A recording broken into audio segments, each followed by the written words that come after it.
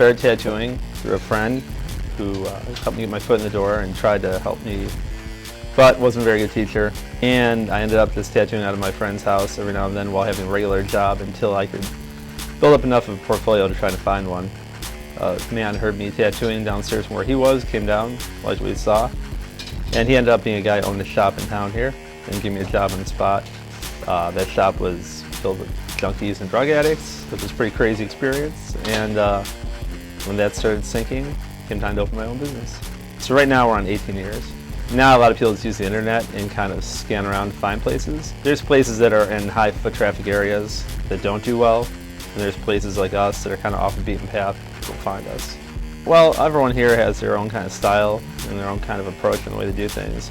And with tattooing and trends and such, there's going to be, ways that tattoos are being done, let's say, that you're going to find anywhere. But then there's people that have their own twist on it or the way they approach it, and that's what's going to make their style stand out.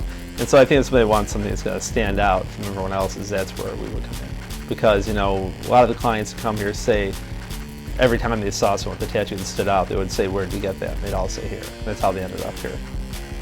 I can't recall ever having anyone say, I saw you guys in Playboy, so I'm coming in. But somebody did an article about the top 10 tattoo shops in America, and we were one of the ones they chose. The guy that wrote the article used to live here and was a customer here sometimes. And he's traveled around quite a bit. Chicago's a very tattooed city. I've traveled around quite a bit to places, and you don't see, here you see a lot of tattooing.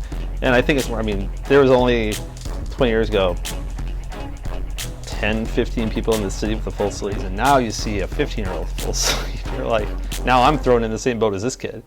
Mainly, we have a lot of tattoo artists that come here to get tattooed, and so we meet people through that process, or we have, a lot of these guys have friends that are other tattoo artists, so as the slot becomes open, word will get out that there's a spot open, and it'll generate interest, and I'll be approached by some of these people.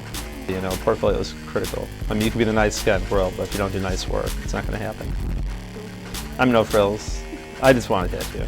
I don't want to have piercers here. I don't want to do clothing. If you want to make money, you can do all that stuff, but it's not worth it to me.